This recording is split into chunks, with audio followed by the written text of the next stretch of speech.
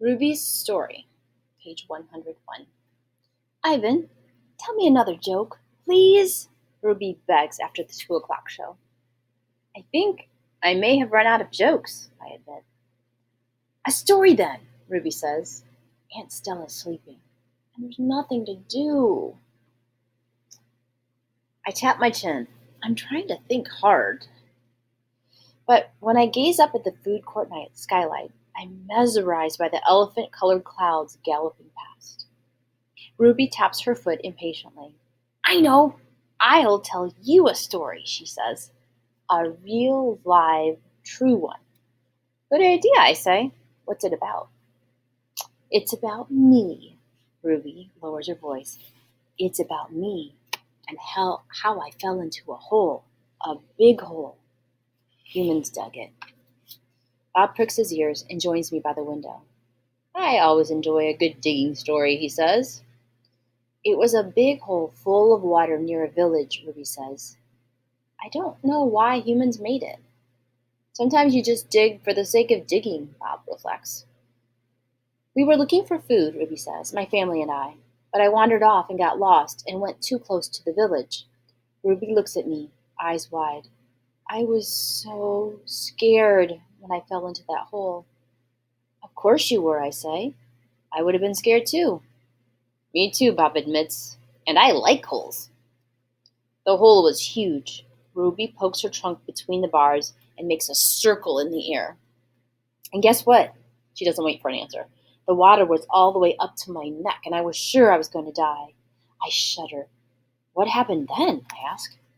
I'll tell you what happened, Bob says darkly.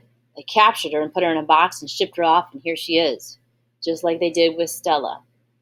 He pauses to scratch an ear. Humans. Rats have bigger hearts.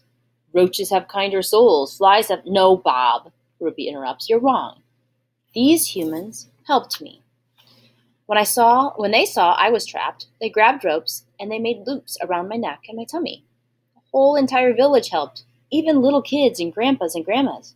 And they all pulled and Ruby stops. Her lashes are wet, and I know she must be remembering all the terrible feelings from that day. And they saved me, she finishes in a whisper. Bob blinks. They saved you? He repeats. When I was finally out, everyone cheered, Ruby says. And the children fed me fruit, and then all those humans led me back to my family. It took the whole day to find them. No way, Bob says, still doubtful. It's true, Ruby says. Every word. Of course it's true, I say. I've heard rescue stories like that before. It's Stella's voice. She sounds weary. Slowly, she makes her way over to Ruby. Humans can surprise you sometimes. An unpredictable species, Homo sapiens. Bob still looks unconvinced. But Ruby's here now, he points out. If humans are so swell, who did that to her? I send Bob a grumpy look. Sometimes he doesn't know when to keep quiet. Ruby swallows, and I'm afraid she's going to cry. But when she speaks, her voice is strong. Bad humans killed my family, and bad humans sent me here. But that day in the hole, it was humans who saved me. Ruby leans her head on Stella's shoulder. Those humans were good. Doesn't make any sense, Bob says. I just don't understand. I never will. You're not alone, I say, and I turn my gaze back to the racing gray clouds. A hit. Stella's foot hurts too much for her to do any hard tricks for the 2 o'clock show. Instead, Mac pulls her, limping, into the ring, where she tracks a circle in the sawdust. Ruby clings to her like a shadow. Ruby's eyes go wide when Snickers jumps on Stella's back, then leaps onto her head.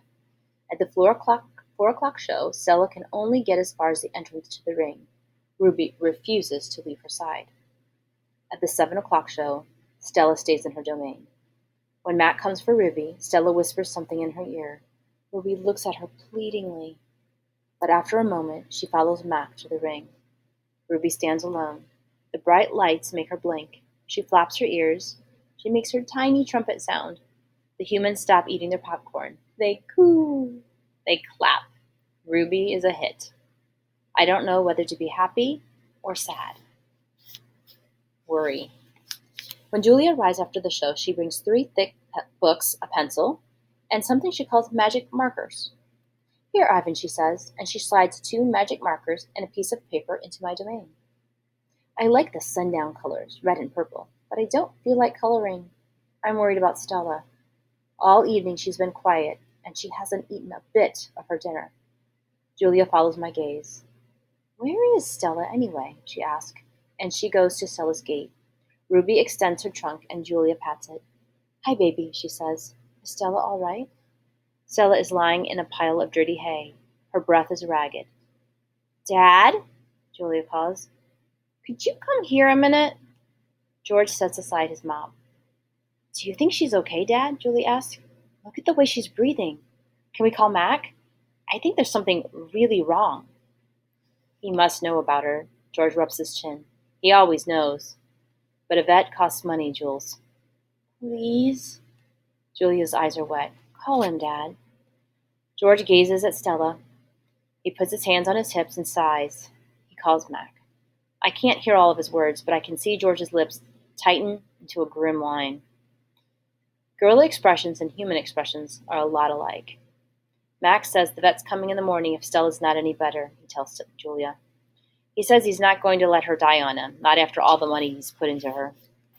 George strokes Julia's hair. She'll be all right. She's a tough old girl. Julia sits by Stella's domain until it's time to go home. She doesn't do her homework. She doesn't even draw. The promise. My domain gleams with moonlight when I awake to the sound of Stella's calls. Ivan, Stella says in a hoarse whisper. Ivan? I'm here, Stella.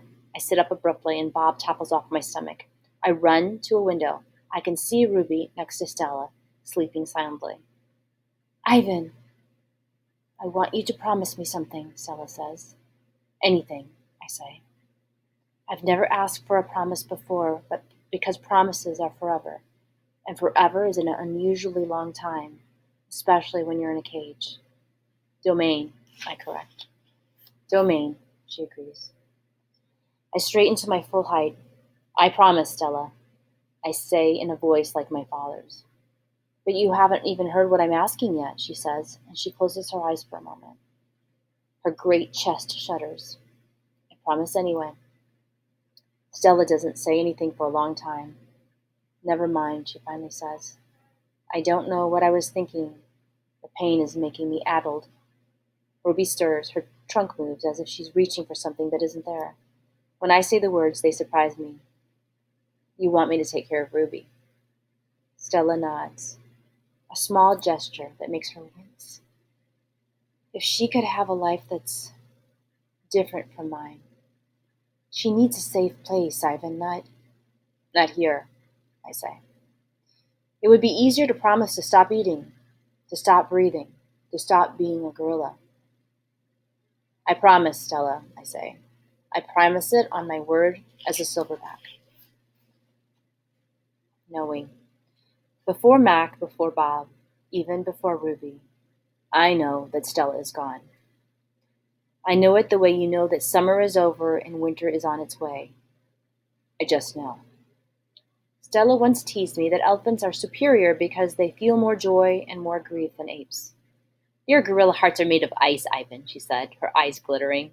Ours are made of fire. Right now, I would get all the yogurt raisins in all the world for a heart made of ice. 5 men.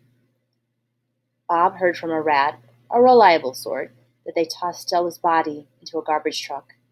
It took 5 men and a forklift.